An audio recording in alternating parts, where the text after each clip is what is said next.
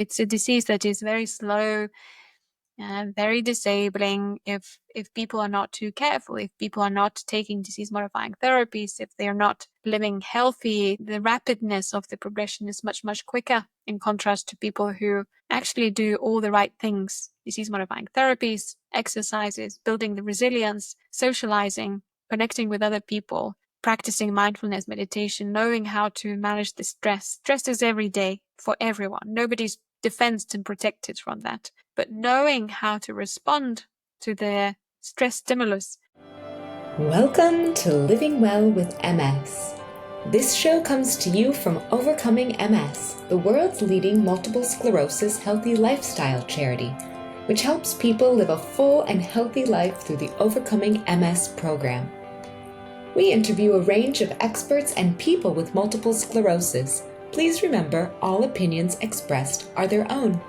Receive monthly tips and ideas about living well with MS by signing up for our newsletter at overcomingms.org/newsletter. And now, let's meet our guest.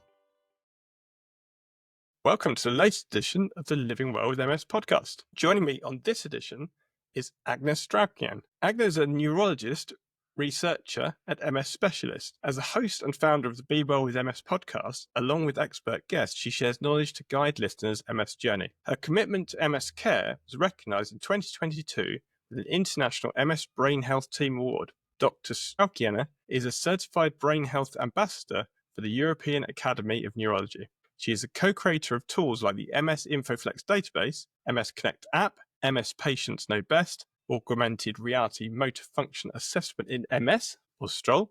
She strives to simplify MS self-management, and welcome very much today. So thank you for the introduction. I couldn't make it myself that beautifully, so thank you for the kind introduction. I'm so happy to be here and talk about the wellness. I know that Overcoming MS organization is very much into wellness, and you've been around for decades now. And I probably joined the forces and started talking about the brain health and wellness a bit later than you did. But I'm very supportive for your organization in terms of the advice on lifestyle that you provide. We can argue about the diet, but I certainly agree on the exercises. I certainly agree on the vitamins and sleep and meditation and mindfulness. Yes, so thank you very much. So could you introduce how you came to specialise in MS? So, well, it was quite early days in my career as a junior doctor. I always wanted to be a doctor. I'm the fourth generation doctor in my family. I had a huge exposure attending MS clinics already and helping to introduce the database within the MS service down in Lithuania in Klaipėda, working with Professor Malsienė and introducing IMED database and actually working on the data collection and entering the data. So that was my sort of a very first exposure. And being a doctor, it's so natural for me. I am from the family that we have so many doctors. I'm the third generation, but we have now four generations of doctors within the family with multiple different specialties, from neurosurgeon to pediatrician, ophthalmologists, family doctors, and a few surgeons.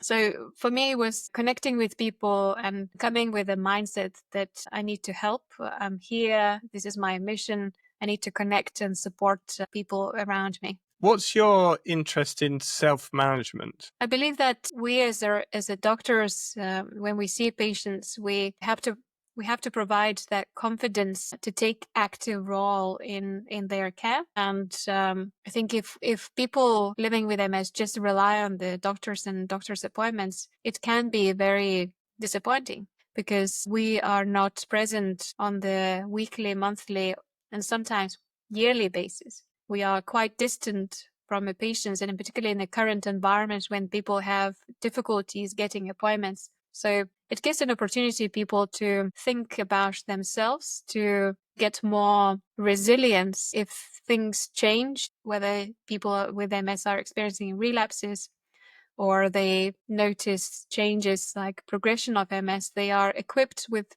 the relevant tools to implement these tools into day-to-day living to help them to improve their outcomes. Understanding MS and that knowledge of what is MS and how to manage stress and how to eat well and be active and sleep better really nourishes everyone's brain living with a chronic condition such as MS. And I think these everyday things can make a real difference if you know how to self-help. As you know, lifestyle is not a cure.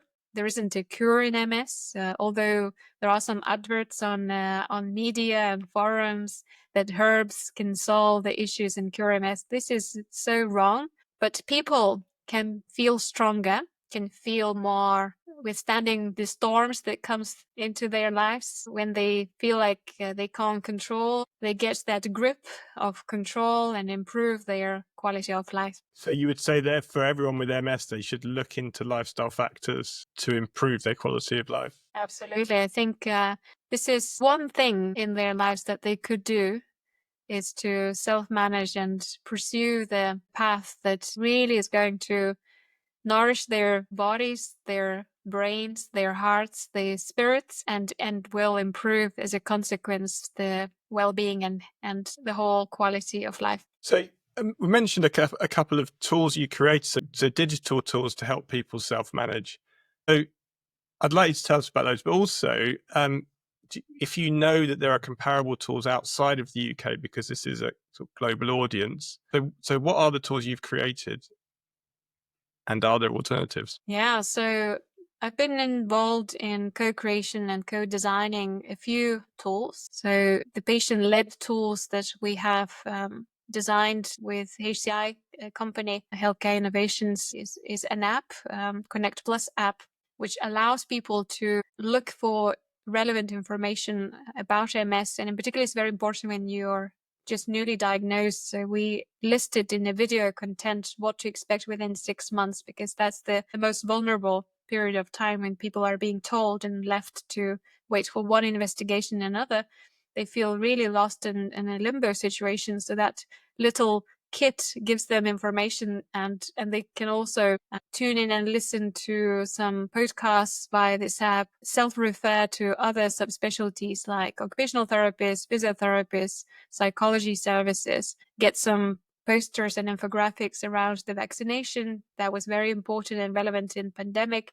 So it's a giving tool. And then there is another tool that we have co-created with PKB team. We call this MS Patients Know Best. It's a self-management platform where people can record their symptoms, track their symptoms, access the lab results, track their performance, link in their Fitbit devices, and communicate with the healthcare providers, whether it's a nurse or consultant or MS coordinator. It really shows how this tool can improve the patient's outcomes. When we look at the scores of the disability and function living people with MS, people who are PKB users, they have lower score that indicates that their function is much, much better in contrast to people who's got more disability. So I think it's important to emphasize that self-management can be digital management, and you can get a lot of help if you track your symptoms. And to answer your question about the other tools available, there are so many different apps. You just name it. A couple that cross my mind is My MS Companion, Symptom Tracker. I think it's called, can't remember, MS Track, something like that. There are so many different available apps to download to record your day-to-day performance, and that usually helps to identify the triggers.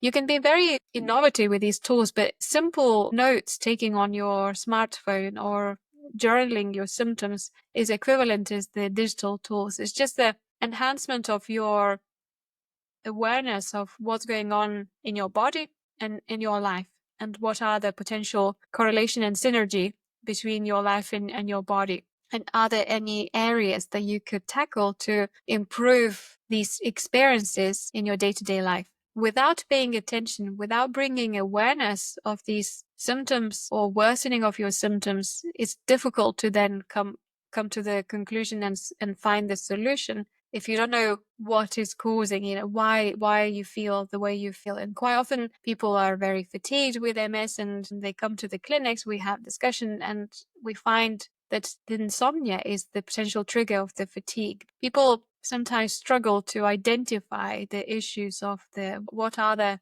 potential causes of fatigue.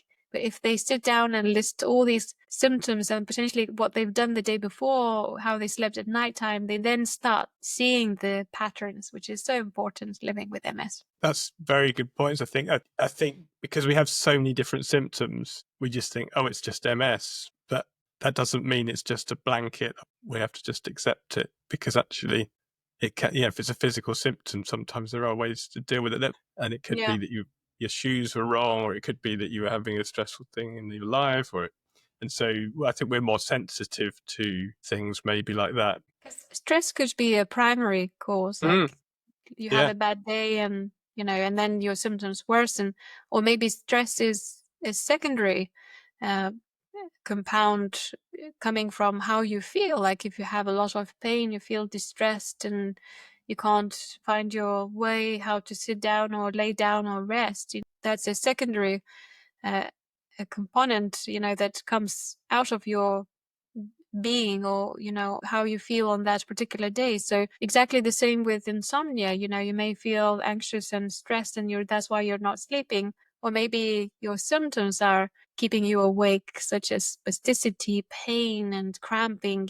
So I think working with your healthcare providers and team is important to find this sort of balance and investigate these, as I mentioned, patterns, that all these symptoms can be addressed and can be managed.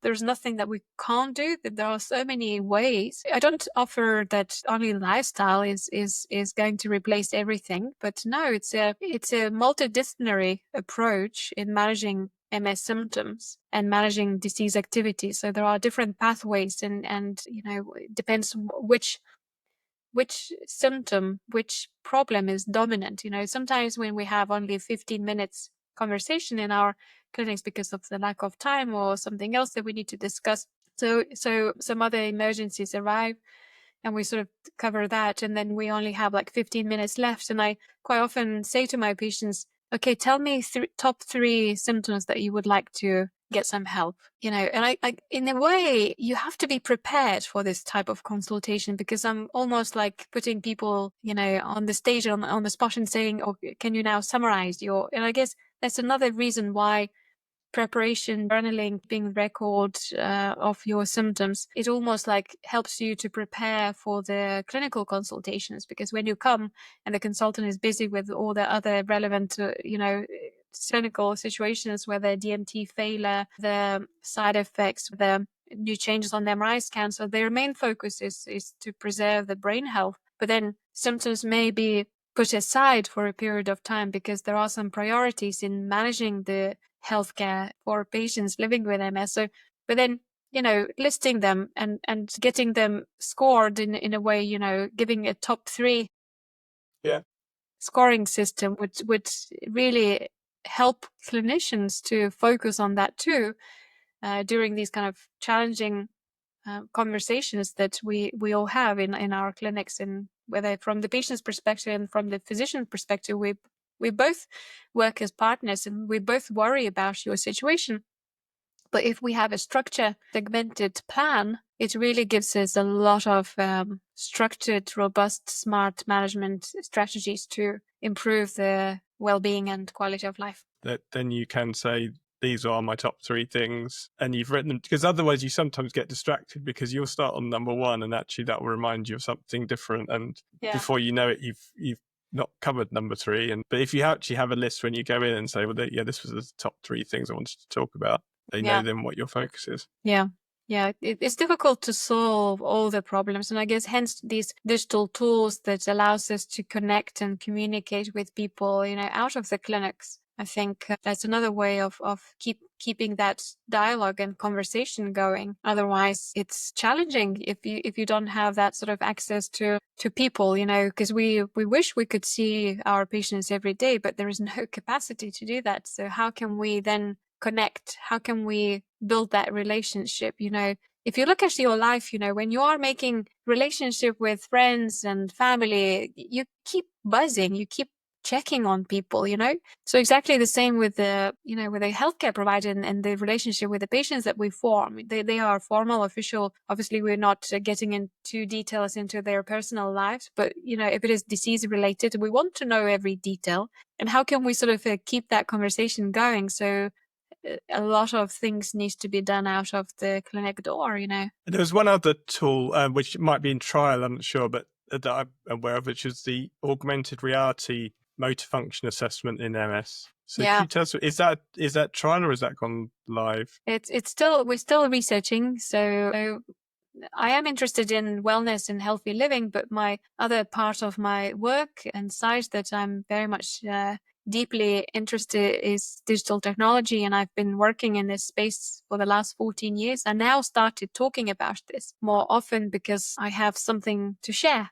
Where before it was just more investigations, contemplating, developing databases that can provide us real world data and that we could assess that data and make meaningful outcomes and research questions, so that we could build based on the real world database. And to create that, it takes a lot of time. It exceeds all your budget and time frame. That's the usual rule. So these days I'm focused on working with sensors that allows me to investigate people remotely. When we're talking about the augmented reality tool, that the goggles, the glasses that we use at patient's home, we are investigating that in the lab just to get the meaningful sense whether this is feasible and can be used at patient's home.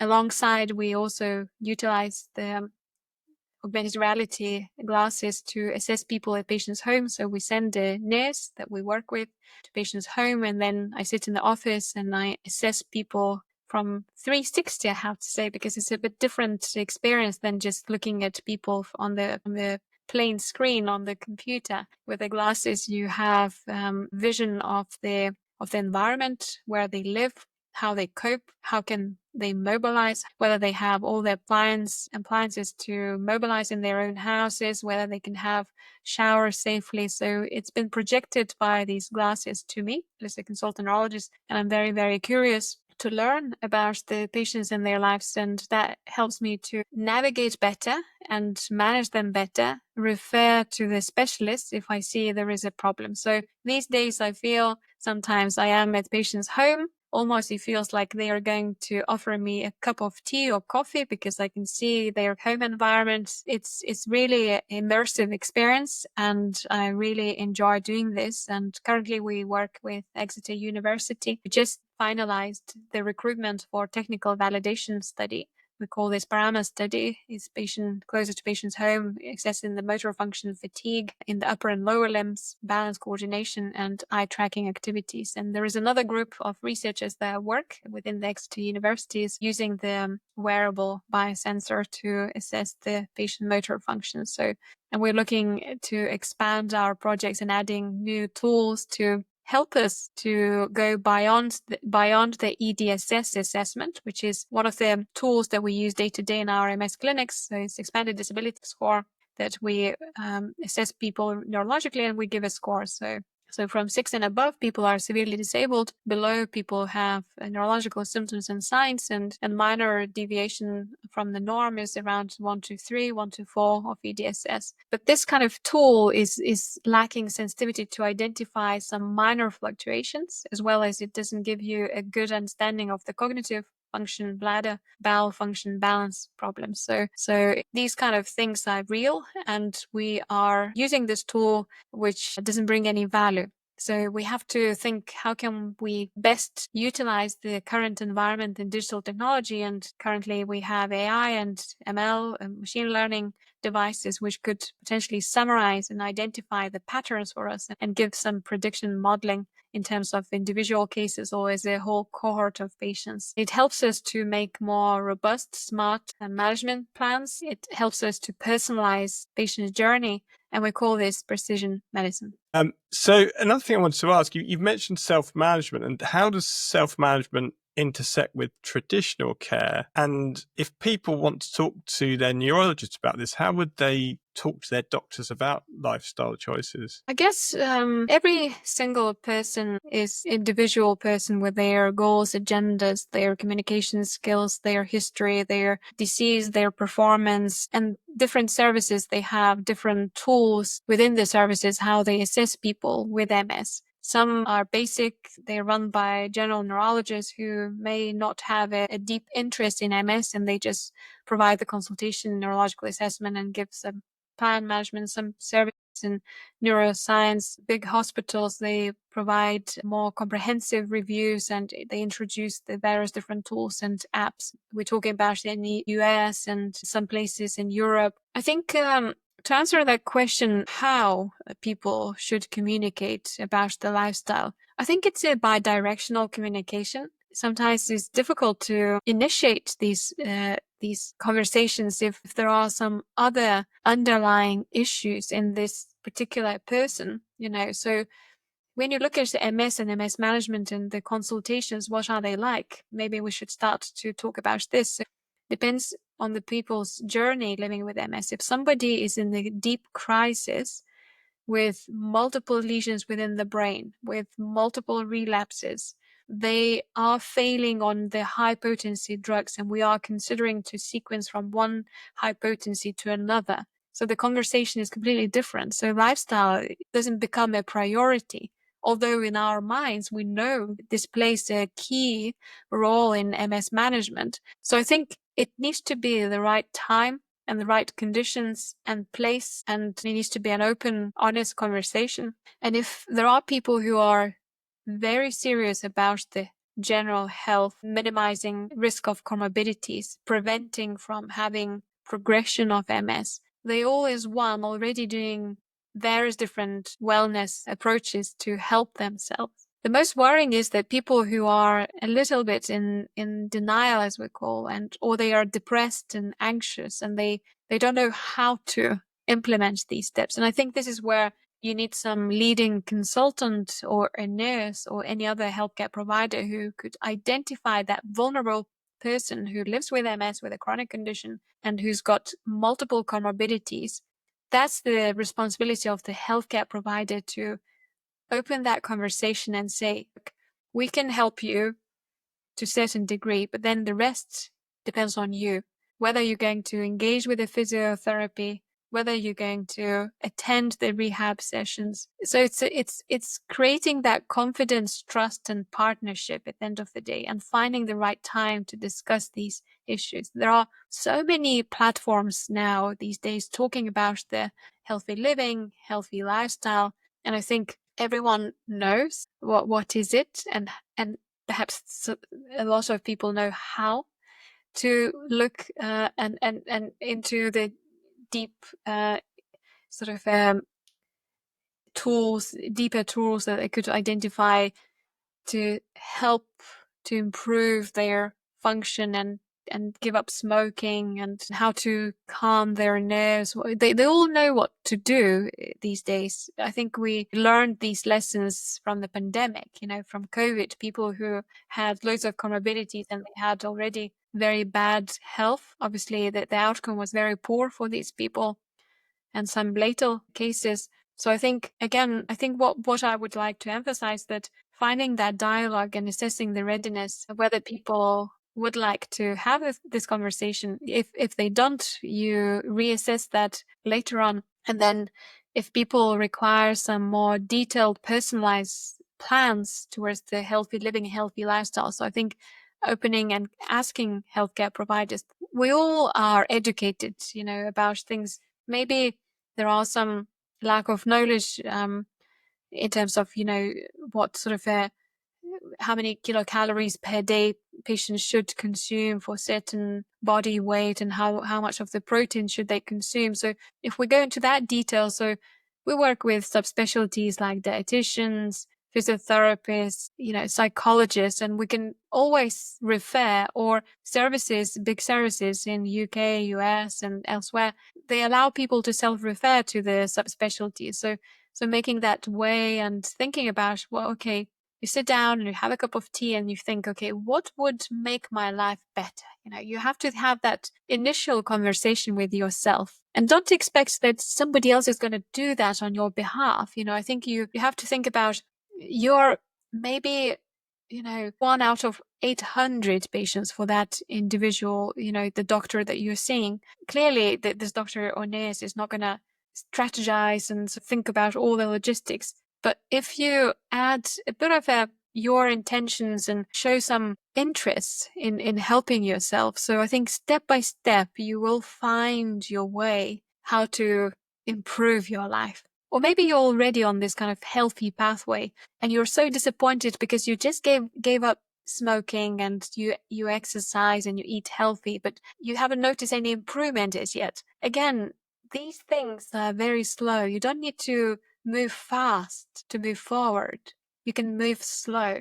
And I think with wellness and lifestyle, it's not an instant effect. It's not that people would immediately the following day, once they gave up smoking and started sleeping well, they improve. It's a long journey, but your body, your brain is going to say thank you, because we are talking about the decades of living with MS. It's not a disease that is quick and rapidly progressive. No, it's a disease that is very slow and very disabling if people are not too careful, if people are not taking disease-modifying therapies, if they are not living healthy. The rapidness of the progression is much, much quicker in contrast to people who actually do all the right things: disease-modifying therapies, exercises, building the resilience, socializing, connecting with other people, practicing mindfulness meditation, knowing how to manage the stress. Stress is every day for everyone. Nobody's defensed and protected from that. But knowing how to respond to the stress stimulus is the art. And that comes within time. It doesn't come over the night, as we know. So you have your own podcast, Be Well with MS. So why did you start that and want to connect more with the wider public? The podcast has become a way to reach people who may never step into my clinic, but they still needed support. And I wanted to have more open, honest conversations about living with MS. Not just from a doctor's perspective that I know everything and you just listen to me, I'm going to tell you what to do. I wanted that sort of real people stories. And I wanted to bring the healthcare providers into that conversation. Each time now they come to the Be Well with MS podcast, they were very well prepared. They bring metaphors, they bring models of new care, science. They merge that science with the day-to-day tips and tricks. I think there is a lot of fear and a lot of confusion around the MS disease. And I just wanted to create something that felt human, felt hopeful, that is useful, and it's evidence-based knowledge that is shared during the conversations that I provide and record. And what are some of your favorite episodes or your favorite guests? And I think one of the episodes that I have recorded recently, it's with Frank Lickery, who is an actor, a producer, a director, who's now producing one of the TV shows, World of Olive Oils. And we ended up in discussing the health benefits of extra virgin olive oil, and one single olive tree can produce maybe 2 bottles, and it's quite expensive oil if it is a high quality. And we had such a beautiful conversations. I highly recommend to go and listen to that episode. Secrets to Living Longer and Well with MS is one of my favorite episodes, and that's the latest one. And that led me to go and visit Italy and Tuscany, where they produce the very high quality of the oils. And I attended the teaching a training course how to taste the olive oil, and had a showcase of the mill of the olives and how the actual oil is being produced. It's really the elixir of our lives, and that's coming from the blue zones. People who live in Greece, Italy, some areas in America, Japan, why they live so long. They all consume very good quality of olive oil. So that's something to remember. And it's all episode about the wellness and how some nations and cultures are living so many years and they are still healthy and shepherd in the mountains 100 years. When you see that, you can't believe, but this is true. And then you really want to pursue a similar lifestyle, which is not necessarily going to the gym. If you don't like to go to gym, you don't go to gym, you just go for a walk in the nature. So all these kind of conversations that I had. Just to mention another episode I really enjoyed, again, it's about the weight management with an expert GP doctor from Canada who educates us about the women's chronic condition and weight management. There are so many beautiful things. I also met with Professor Bluchino, who talks about the stem cell treatment to improve the mitochondria function, to regenerate the nerves. And I actually gone and visited his lab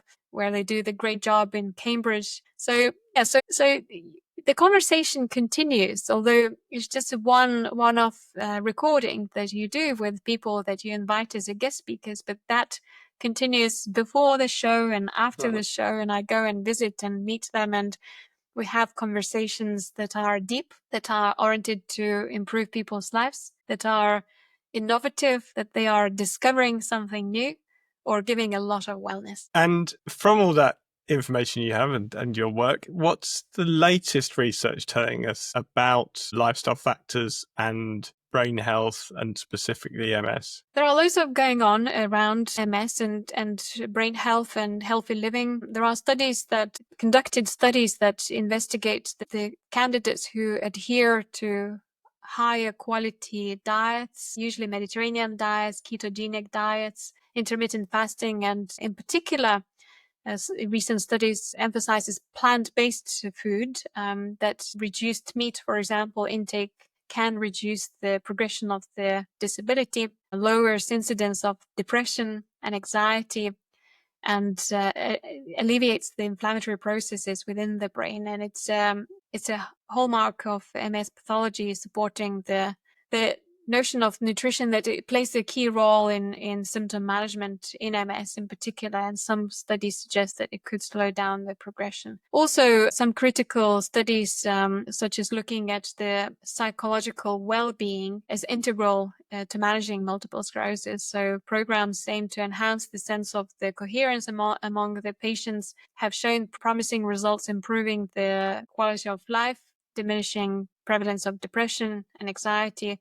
It helps to make informed decisions and choices about the health behaviors, and sort of improves the diet and physical activity. And the other studies in MS and focused on wellness is how can we prevent MS from developing? And again, the interplay of the genetics, environmental and lifestyle factors in MS susceptibility has also gained attention. And researchers emphasize the importance of understanding these dynamics and developing preventative strategies from getting MS in this world. So I think overall, in conclusion, the latest research is very, very promising, and it underscores that healthy living improves the dietary habits, regular activity and exercises, and psychological support can significantly affect the quality of life and improve the outcomes for people living with MS. And I think future studies are needed. As always, we want to dig deeper and understand the specific lifestyle measures and interventions for long-term effect on disease progression in particular. So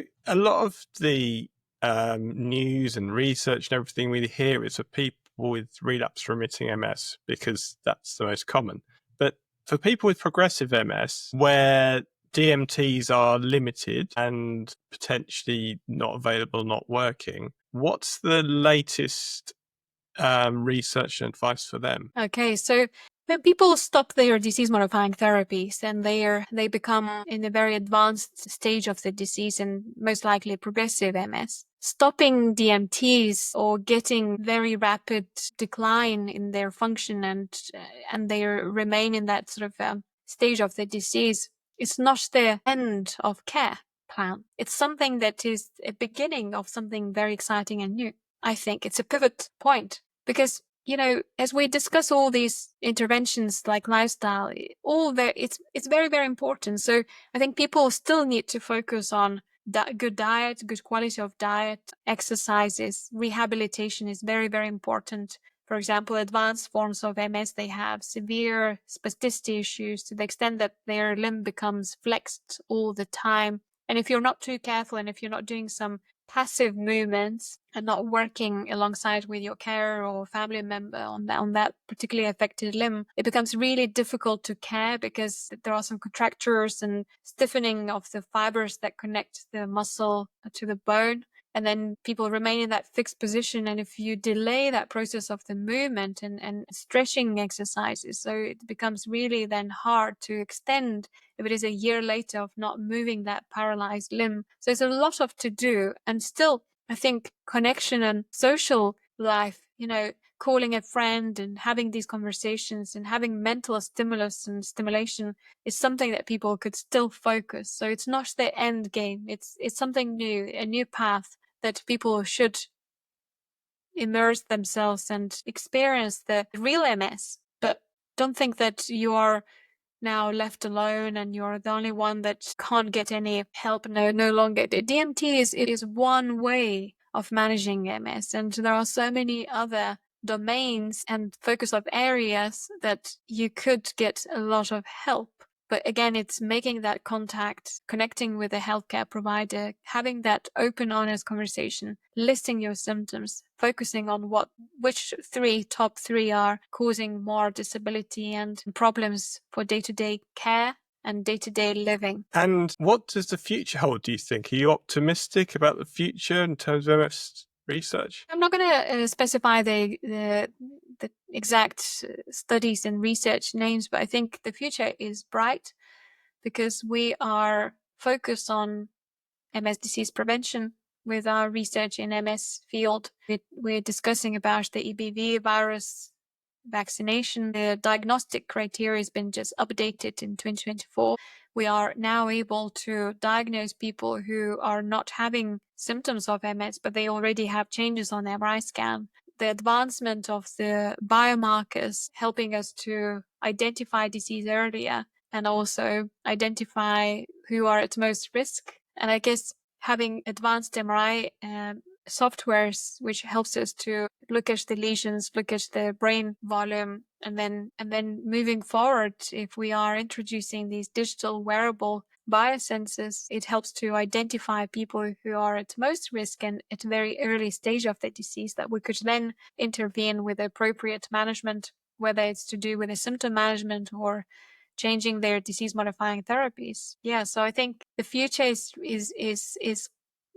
here to some extent, but some exciting things are also coming in the next decade or so. So as a last point, I'd just like to encourage everyone to check out the show notes and have a look at Agnes' podcast because it is very informative. You have some excellent guests. There is some crossover. We do have some of the same guests, obviously. But yes, they're very good episodes. And I'd like to thank you very much for joining us, Agnes Straukiene. Thank you so much for having me. Thank you for listening to this episode of Living Well with MS. Please check out this episode's show notes at overcomingms.org/podcast. You'll find useful links and bonus information there. Don't forget to subscribe to the podcast so you never miss an episode. And please rate and review the show to help others find us. This show is made possible by the Overcoming MS community. Our theme music is by Claire and Nav Dean. Our host is Jeff Alex. Our videos are edited by Lorna Greenwood, and I'm the producer, Regina Beach. Have questions or ideas to share? Email us at podcast@overcomingms.org. We'd love to hear from you. The Living Well with MS podcast is for private, non-commercial use and exists to educate and inspire our community of listeners. We do not offer medical advice. For medical advice, please contact your doctor or other licensed healthcare professional.